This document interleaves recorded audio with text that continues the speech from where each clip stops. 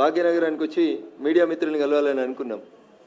కానీ కొంతమంది ఆడలేక మధ్యలో ఓడినట్టు గెలవడం చేతగాక పొద్దున్నే ఉద్దర మాటలు మాట్లాడేటువంటి కొంతమంది నాయకులు మీడియా ముందుకు వచ్చి మెదకులో రఘునందన్ రావు గెలిచిండంటే దానికి ఎవడో ఎల్లిగాడు మల్లిగాడు సపోర్ట్ చేసిండని, చేతగాని పెద్ద మనిషి పొద్దుగానే ఉపన్యాసం ఇచ్చిండని ఒక మిత్రుడు ఫోన్ చేసి రగన్న యాడున్న అర్జెంటుగా హైదరాబాద్ మీడియా ఆఫీస్కి పోమని చెప్పిండు. ఆ ఉద్దర మాటలు మాట్లాడిన పెద్ద మనిషి ఎవరంటే సొంత జిల్లాలో 1000 ఓట్లు లేనటువంటి ఒక శాసన మండలి సభ్యుని గెలిపించుకోవడం చేతగాని ఓ పెద్ద మనిషి నాకు శుద్ధులు చెప్తా ఉన్నాడు. అదే పెద్ద మనిషి ఢిల్లీకి వెళ్ళి ఇదే హరీష్ రావు అనేటువంటి కలిసి బిజినెస్ క్లాస్లో ట్రావెల్ చేసిర్రు.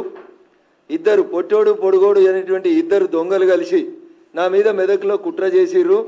చేతగాక కాంగ్రెస్ బీఆర్ఎస్ రెండు కలిసి నా మీద ఏదో నౌటంకేశాలు వేస్తాయని చెప్పి నేను చెప్తే మేము ఆ విమానంలో రాలేదని చెప్పలే, మేము కలిసి మాట్లాడుకోలేదని చెప్పలేదు, మేము కలిసి ప్రయాణం చేయలేదని చెప్పలేదు ఇద్దరు దొంగలు. ఆ ఇద్దరు దొంగలలో ఒక దొంగ వచ్చి పొద్దుగాల ఇక్కడ మాట్లాడుతూ ఉన్నాడు. నేను దొంగ అనే పదం చాలా స్పష్టంగా మాట్లాడుతూ ఉన్నా. ఎందుకంటే నన్ను ఏమనంతసేపు నేను ఎవరిని ఏమన్నా. నేను తెలంగాణ పల్లెటూర్లలో ఒక సామెత చెప్తారు, మీ ఇంటికి మా ఇల్లు ఎంత దూరం అయితే మా ఇంటికి మీ ఇల్లు కూడా అంతే దూరం అవుతుందని. మొత్తం ప్రపంచం అంతా చూసేటప్పుడు పట్టపగలు నోట్ల కట్టలతోటి దొరికినటువంటి దొంగ రేవంత్ రెడ్డి అని సమాజం, టీవీలు, పేపర్లు, ఛానళ్ళు 10 ఏళ్ళు ఘోషించినాయి. మరి ఆయన కేసు ఎందుకు ట్రయల్ కాలేదు? ఎందుకు శిక్ష వేయించలేదు? ఎవరితో ములాఖత్ అయ్యిండు రేవంత్ రెడ్డి? హరీష్ రావుతోట, కవితతోట, చంద్రశేఖరరావుతోట ఆయన ములాఖత్.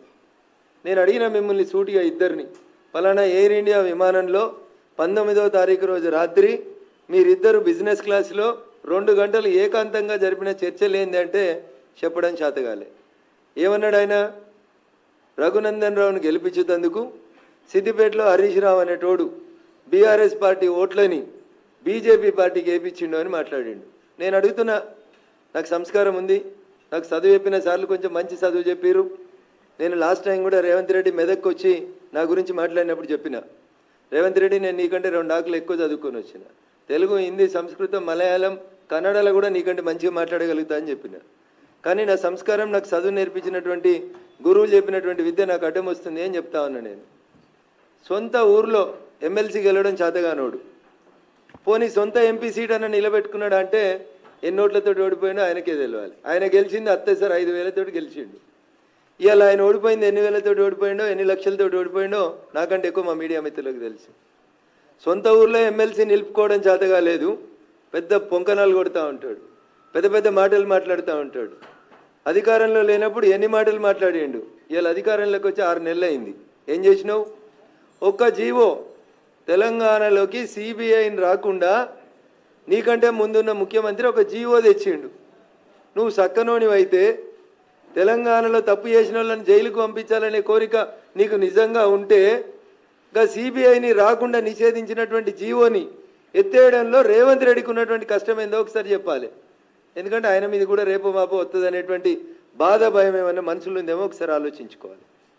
నిజంగా 2013 మేలో బయటకు వచ్చిన తర్వాత టీఆర్ఎస్ పార్టీ నాయకత్వం మీద, చంద్రశేఖరరావు మీద, హరీష్ రావు మీద రఘునందన్ గత 10-12 ఏళ్ల నుంచి రాజీ లేని పోరాటం చేస్తుండనేది మా మెదక్ జిల్లాలో చిన్న పోరాన్ని అడిగినా కానీ చెప్తారు.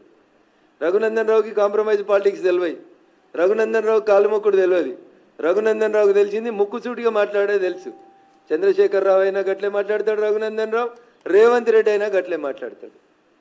10 ఏళ్ళు జయ జయ హే తెలంగాణ జననీ జయకేతనం అనే పాటను గుర్తించే సూరత్ లేదని చంద్రశేఖరరావుని నిండు అసెంబ్లీలో నిలదీసిన ఒకే ఒక ఎమ్మెల్యే ఎవడంటే అది రఘునందన్ రావు తప్పితే ఇంకొకరు కాదు. ఇలా దానికి సినిమా బాణీలు, సినిమా వేషాలు, సినిమా రంగులు అద్ది ఈయనేదో క్రెడిట్ కొట్టుకునే నాటకాలు చేసాడు. మాకు రాదు రేవంత్ రెడ్డి గారు.